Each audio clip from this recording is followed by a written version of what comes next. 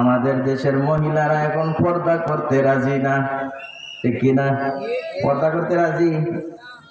যদি কেউ পর্দা করতে রাজি না, কি সুন্দর ড্রেস লাগাইয়া আর মেকআপ লাগাইয়া তারা মার্কেটে মার্কেটে ঘুরে, কথা ঠিক কিনা?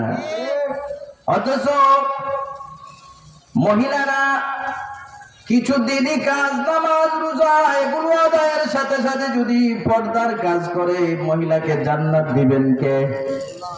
আরো জোরে বলেন, কে দিবেন? আল্লাহ দিবেন, কথা ঠিক কিনা?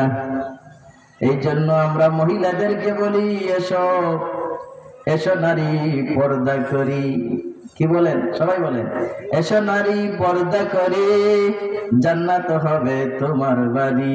সবাই বলেন, এসো নারী পর্দা করি, জান্নাত হবে তোমার বাড়ি। এসো নারী পর্দা করি, জান্নাত হবে তোমার বাড়ি। ঠিক না?